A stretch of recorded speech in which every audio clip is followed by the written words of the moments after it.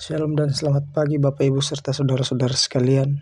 Pada pagi hari ini kita akan merenungkan sebagian kecil dari firman Tuhan yang terambil dari Yeremia 16 ayatnya yang ke-14 sampai ayatnya yang ke-21. Sebelum itu kita minta pertolongan Tuhan, kita satu dalam doa, kita berdoa. Bapa kami dalam kerajaan sorga, terima kasih atas hari baru yang Engkau berikan kepada kami. Kami bersyukur atas nafas kehidupan dan atas perlindungan-Mu sepanjang malam. Bimbinglah langkah kami hari ini ya Tuhan. Berikan kami hikmat dan kekuatan untuk melakukan segala aktivitas agar dapat menyenangkan hati-Mu dan menjadi berkat bagi orang lain. Dalam nama Tuhan Yesus kami berdoa. Amin. Yeremia 16 ayatnya yang ke-14 sampai ayatnya yang ke-21. Sebab itu, sesungguhnya waktunya akan datang. Demikianlah firman Tuhan, bahwa orang tidak akan mengatakan lagi, demi Tuhan yang hidup yang menuntun orang Israel keluar dari tanah Mesir. Melainkan demi Tuhan yang hidup yang menuntun orang Israel keluar dari tanah utara dan dari segala negeri kemana ia telah mencerai-beraikan mereka.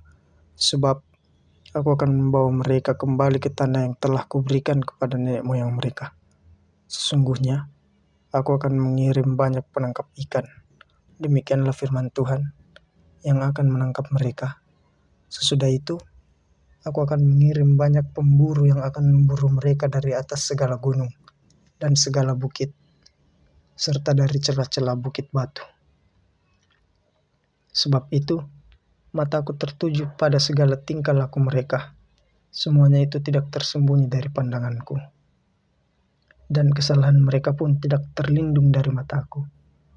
Pertama-tama, aku akan mengganjar kesalahan dan dosa mereka 2 kali lipat karena mereka telah menajiskan negeriku dengan bangkai berhala-berhala mereka yang menjijikkan dan telah memenuhi tanah milikku dengan perbuatan mereka yang menjijikkan. Tuhan, kekuatanku dan bentengku, tempat pengungsianku pada hari kesesakan. Kepadamu akan datang bangsa-bangsa dari ujung-ujung bumi serta berkata, sungguh nenek moyang kami hanya mewariskan ilah palsu, ilah kesisiaan yang tiada berguna. Dapatkah manusia membuat ilah-ilah bagi dirinya sendiri, yang dibuatnya itu bukan Allah? Sebab itu, ketahuilah, aku mau memberitahukan kepada mereka. Kali ini, aku akan memberitahukan kepada mereka kekuasaanku dan keperkasaanku, supaya mereka mengetahui bahwa namaku adalah Tuhan. Amin. Tema perenungan kita pada pagi hari ini yaitu penghukuman dan belas kasihan.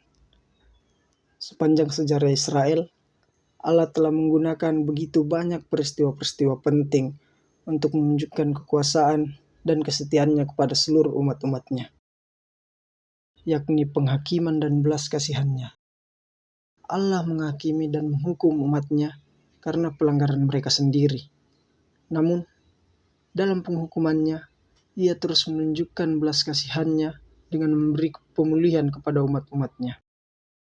Allah melihat semua dosa yang dilakukan oleh bangsa Israel, meskipun mereka bersembunyi melakukannya. Mereka tidak mengindahkan Tuhan dan tidak menghormatinya dengan melakukan penyembahan kepada berhala, sehingga Allah murka kepada mereka. Allah menyatakan umatnya bersalah, dan oleh keadilannya, ia menghukum mereka. Aku akan mengganjar 2 kali lipat kesalahan dan dosa mereka. Penghakiman dan hukuman dari Allah memberikan pengajaran bagi mereka. Yang pertama, ketika Allah mengajar mereka, ia mengajar mereka. Di ayat yang ke-20, dapatkah manusia membuat Allah bagi dirinya sendiri? Allah menegur dan mengingatkan Israel akan kebodohannya yang menggantikan Allah yang hidup dengan Allah buatan tangan manusia untuk disembah. Yang kedua, kehormatan bagi Allah. Melalui penghakiman yang dilakukan kepada umatnya, Allah memberitahukan kekuasaan dan keperkasaannya, bahwa tidak ada Allah lain yang dapat disejajarkan dengannya. Dialah Allah yang adil dalam penghakiman, namun dia juga adalah Allah yang berbelas kasih dan tidak melupakan janjinya kepada umatnya yang berbalik kepadanya. hukuman mereka alami tidak akan berlangsung selamanya. Allah terus menyatakan rencananya untuk mengumpulkan kembali umatnya, supaya umat itu mengetahui bahwa Dialah Allah yang berkuasa dan perkasa, dan bahwa Dialah Tuhan. Amin. Demikianlah renungan kita pada pagi hari ini. Kiranya Allah terus mengasihi dan terus memberi pengampunan kepada kita semua. Untuk menutup renungan kita pada pagi hari ini, kita satu dalam doa, kita berdoa. Bapa Surgawi yang Maha Kuasa, kami bersyukur atas segala penyertaan-Mu pada pagi hari ini. Terima kasih karena telah berbicara kepada kami melalui firman-Mu yang begitu indah. Ya Tuhan, bantulah kami agar firman-Mu tidak hanya menjadi pengetahuan, tetapi sungguh tertanam dan hidup di dalam hati kami. Berikanlah kami hikmat dan pengertian untuk menerapkannya dalam setiap perkataan dan tindakan kami. Lindungilah kami dalam setiap langkah yang kami ambil, dan berilah kami kekuatan untuk melakukan kehendak-Mu.